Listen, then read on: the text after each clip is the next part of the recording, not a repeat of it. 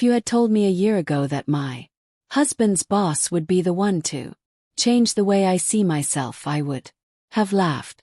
It would have sounded absurd, even inappropriate.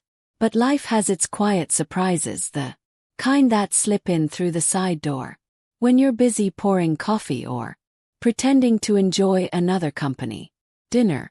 One evening, a single conversation, unexpected, gentle, and startling in its honesty, stirred something in me I didn't realize had gone numb. My husband's boss, Frank, didn't sweep me off my feet, didn't say anything scandalous or dramatic. Instead, he looked at me in a way that reminded me I was still someone worth knowing. That one night became the beginning of a change I never saw coming. But before I begin, let me ask you something. From which cities are you watching tonight? Are you listening from a small town where the evenings grow still except for the hum of a porch light, or from a sprawling city where neon blows even at midnight? Maybe you're curled up in a quiet room or sitting at a kitchen table with a glass of wine. I like to imagine the places where these words land, the lives they brush against. It was early December when nights stretched long and the world feels wrapped in cold. My husband, Michael, had insisted I join him at his company's holiday banquet. These events were always the same to me. Endless small talk, the clatter of cutlery against china, and laughter that sounded rehearsed. But I went because that's what you do. You show up, you smile, you play the role. The banquet hall was warm against the winter air, filled with gold lights strung across high ceilings and tables dressed in linen that looked too crisp. I wore a deep burgundy dress with long sleeves, something elegant but not loud, paired with a simple silver chain around my neck. 49, I had learned that understated was often better than overreaching. Michael was immediately swept into conversations with colleagues, leaving me to hover at the edges, sipping from a glass of sparkling water, pretending to be content. And that's when I noticed him, Frank, my husband's boss, a man I'd seen before in passing, exchanged polite greetings with, but never truly spoken to. He wasn't the loudest in the room, nor the most flamboyant. He carried himself differently. There was a steadiness about him, an ease in his posture, as though he didn't need to prove anything to anyone. His hair was a mix of gray and chestnut, his frame tall but not imposing. Later in the evening, I found myself standing near the back of the hall by a large arched window that overlooked the city. The lights below shimmered like tiny embers scattered across black velvet. I took comfort in the view, grateful for a moment of distance from the noise. "It's a beautiful sight, isn't it?" a voice said quietly beside me. Turned. Frank stood there holding a glass of red wine, his gaze following the sight's escape rather than fixing directly on me. "Yes," I replied, small smile tugging at my lips. "Feels calmer out there than in here." He chuckled. "That's exactly why I always find the window. These events can be a little too much." Something about the honesty in his tone made me feel at ease. We stood there for a moment, watching the lights blink in the distance, the faint outline of cars moving like veins through the city. "Do you come to these often?" asked more to fill the silence than out of genuine curiosity. "More than I'd like," he said with a slight shrug. "But I try to make the most of them. Not for the speeches or the networking, for the conversations that happen when the noise dies down." His words struck me. I wasn't sure why, but I felt as though he was speaking directly to my quiet dissatisfaction with nights like these. Then he turned, his attention fully toward me. "Isn't it?" "Yes," I answered, a little Surprised he remembered my name. He smiled faintly. Michael's told me about you, your garden, your love of old movies. He didn't mention you had such a sharp way of looking at a room. I raised an eyebrow, curious. And what way is that? As if you see everything but you're careful about what you let others know you've noticed. I didn't know how to respond. His observation felt too precise, like he held up a mirror I wasn't ready to look into. For a moment I felt exposed, and yet oddly understood. We talked quietly, then about ordinary things, books we enjoyed, the comfort of winter rituals, how the city looked different depending on which window you stood by. He listened intently, not the way people usually do at these events. With half an ear and an eye already scanning the room, he listened fully, as if every word I said was worth holding onto, and I found myself saying more than I intended. I admitted how these gatherings often left me feeling invisible, as though I were simply the spouse of someone else's story rather than a person with her own chapters. Don't know why I confessed it. Maybe because I didn't expect him to care, but he did. He looked at me steady and calm and said, "Sometimes the people who matter most are the ones others overlook. You don't seem invisible to me." It wasn't flirtation. It wasn't dramatic. It was recognition. In that recognition, something inside me softened, something that had been quietly brittle for years. Michael returned eventually, cheerful and flushed from conversation, and I slipped back into my role with practiced. But inside I carried something. Conversation, a look, a reminder. On the way home, as Michael spoke about office politics and promotions, I nodded along, but my mind drifted, kept replaying Frank's words. I don't know if he meant them as deeply as I heard them, but they lingered. They made me feel as though for the first time in a long while someone had really seen me, not as a shadow, not as an accessory, but as in. That night, lying in bed with the hum of the heater filling the silence, I stared at the ceiling and thought about how life sometimes shifts in small, quiet ways, not with grand gestures but with the simple act of being noticed. And though I didn't know what it meant, yet I knew this: my life would not feel the same after that night. The morning after that banquet felt ordinary in all the visible ways, and quietly new in the ways only I could feel. I made coffee, rinsed 2 mugs, straightened a stack of mail I'd already straightened twice. Michael read the paper and mentioned ground salt for the driveway, as if winter could be handled with a list. But inside me something small had lifted its head and decided to keep looking around. Carried that feeling like a note in my pocket, taking it out every so often to read and put back again. Michael forwarded me a company email about a Saturday service.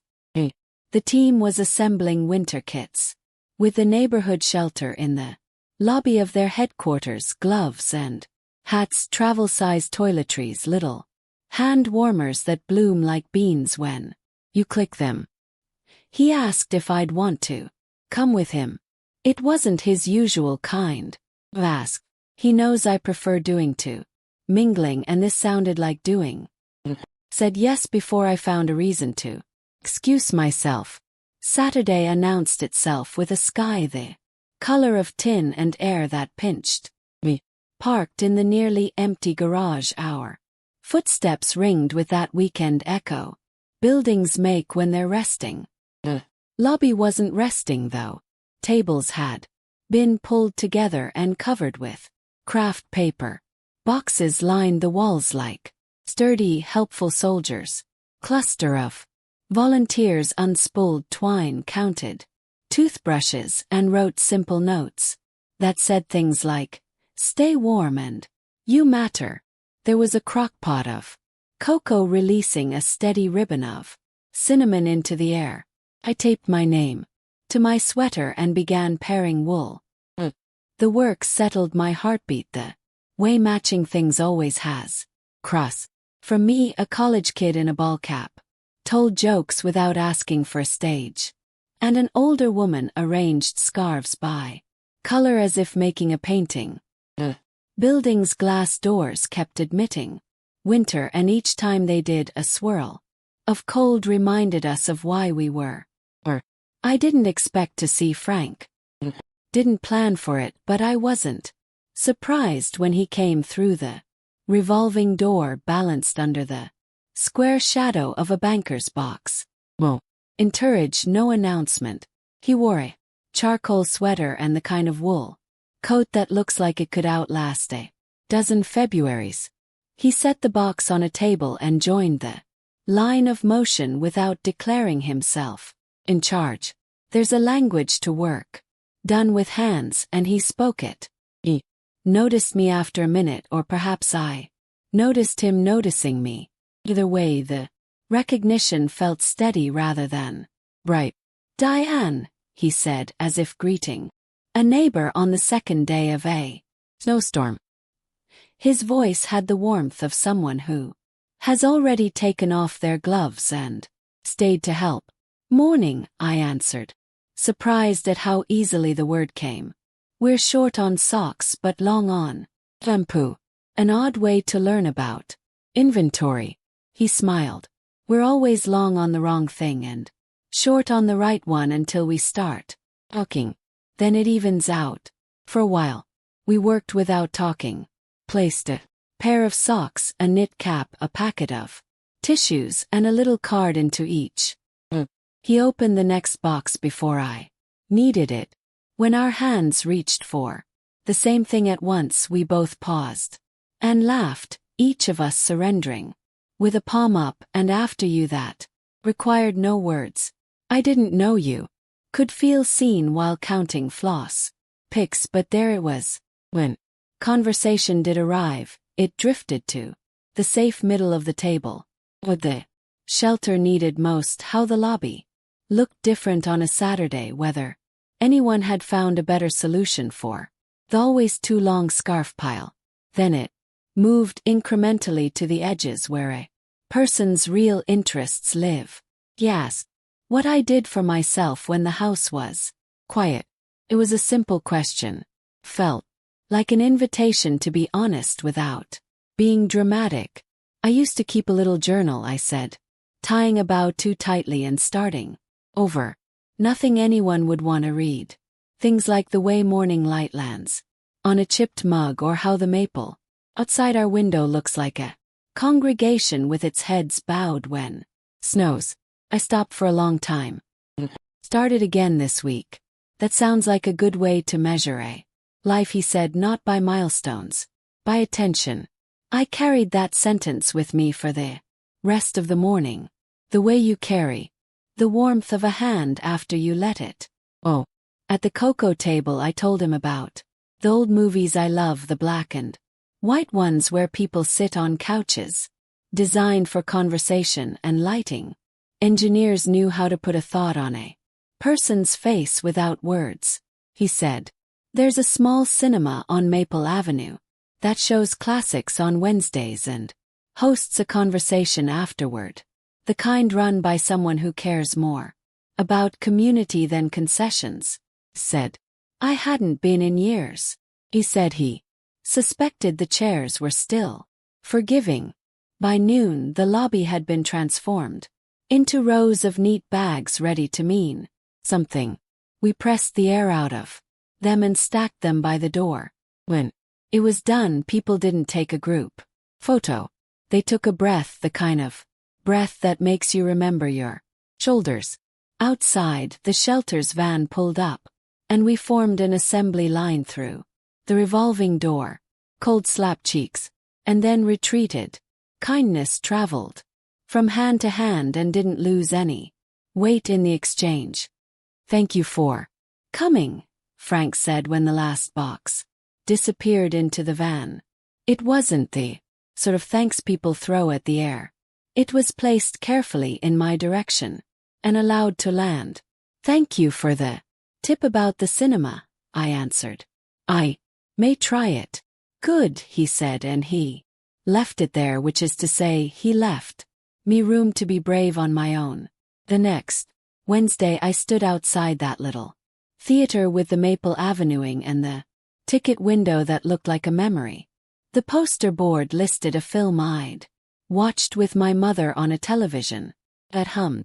I bought a ticket with cash and felt the old-fashioned satisfaction of paper changing hands. The room smelled faintly of butter and dust, and the last person's colon. People drifted in, not in urgent waves but in pairs and threes, the way a park fills on a tempered afternoon. I didn't expect to see Frank there either. It wasn't a secret hope so much as a neutral acceptance that our town is smaller than it pretends. He arrived halfway through the previews, nodded at the usher like an old friend, and took a seat 2 rows behind me. When I glanced back, our eyes met for an instant, and he lifted his chin in that modest way people do, and they don't want their presence to become someone else's assignment. The movie unspooled itself with a patience I hadn't felt in a while. People talked with their hands, walked down staircases as if descending feelings, and said lines that remembered the weight of pauses. I watched the lead actress lean against a doorway and thought about how doorways are where you decide whether to stay in or step out. When the credits rolled, nobody sprinted for the exit. The lights came up only partway, and the host wandered to the front with a notebook like a pastor who doesn't mind if the sermon comes from pews. The conversation wasn't fancy. A retired teacher said the city in the film looked kinder before it learned to dress better. A man in a denim jacket pointed out how the camera always protected the character's dignity even when they were lost. I said something shaky at first about lamps and rain on windows and the courage of quiet women. My voice surprised me by landing where I aimed. When I sat down, I felt the familiar jolt of adrenaline followed by a softer, new feeling, belonging. On the way out, the sidewalk held the day's leftover warmth. Frank matched his steps to mine for half a block without assumption. I liked what you said about courage, he offered. Quiet doesn't mean small. Loud doesn't mean large, I said. We both smiled at the equal truth of it. Would you consider something? He asked, after a moment, careful as someone placing a porcelain cup on a shelf. We've started a lunch program once a month at the office. Not a speech, more like a conversation. People from the community come in and talk about the things that hold a life together. Baker talked about mornings. Bus driver talked about routes that teach you a city. You could talk about noticing, about old movies, about the practice of seeing. I stopped walking because the thought startled me, like stepping from rug to wood and feeling the temperature change through your feet. I don't know that I'm the person for a room. Think you are, he said. You don't have to decide now. Then he changed the subject to the pie place on Elm, as if the invitation could be set on the sill to catch light while we discussed pulse. That night I told Michael we were clearing plates in the small choreography of 2 people who have done this many nights in a row. He set down a fork and looked at me, really looked, and the attention made me nervous and grateful at the same time. You should do it, he said. You've always had things worth hearing. Sometimes you forget that other people like hearing. I'll shake, I admitted. I'll come, he answered, and he meant it. The way he means lugging the hose to the far corner of the yard fully without complaint. I said yes the next morning. A date landed a few weeks out. That gave me time to practice the part where my voice leaves my body and moves through the air. Without faltering, I wrote a few pages in my notebook, little paragraphs about waiting rooms and steam on mirrors and how a garden Looks the morning after a storm when the leaves are too heavy and too grateful to lift. I folded the pages and unfolded them until the creases looked like a map could follow. The day of the lunch was clear and winter sharp. The conference room had glass walls and a view of the river that made everything look like it was moving even when it was not. Dozen people came in carrying their meals and their phones but put both down when they took their seats. Frank stood at the side rather than the front and introduced me with 4 sentences that didn't oversell and didn't apologize. He said my name plainly and then made room for me to find it on my tongue. When I began, my voice was a small boat. It rocked a little, then it found the current. I talked about the practice of attention, how the smallest scenes will say your name if you slow down long enough to hear them. I described the way the house sighs at 3 a.m. and how the sigh has different meanings depending on who you used to be and who you're trying to become. I talked about my mother, how she folded dish towels like prayers, and about the movies where people pause at doorways because they understand doorways are decisions. I didn't try to be profound. I tried to be honest. People leaned forward in the way humans do when they recognize themselves disguised as someone else's story. Young analyst with sleeves too long asked how to notice when everything about his job trains him not to. Accountant said she writes down 1 sentence a day about anything at all and keeps them in a jar like fortune cookies. She wrote for herself. A man from facilities told us that he arrives early to unstack chairs because the quiet before lights on feels like a sanctuary. We were for that hour a room of people, remembering that our lives are made not merely scheduled. When it ended, they didn't clap loudly.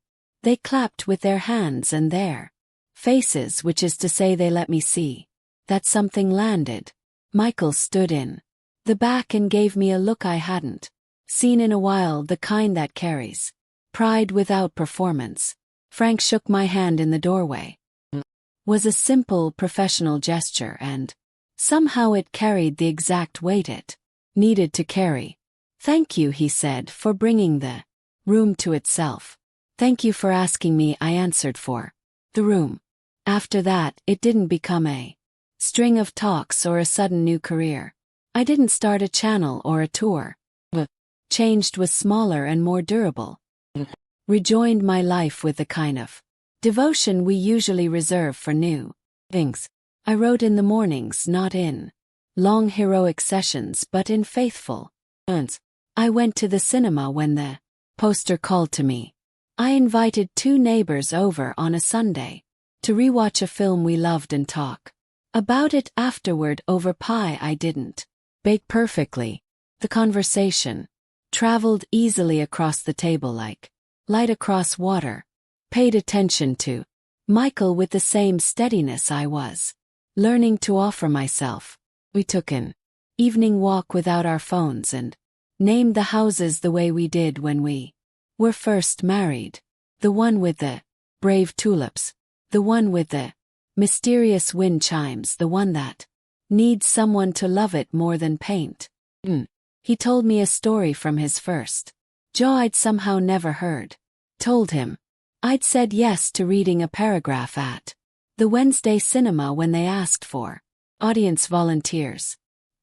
He squeezed my hand and said, I'll sit in the forgiving chairs.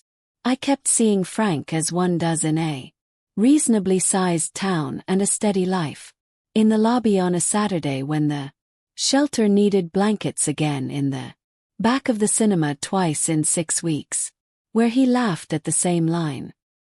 Did, and then looked down as if not to take the laugh away from anyone else, in the hallway after another lunch where we exchanged a few words that had the dignity of not needing to be more than they were.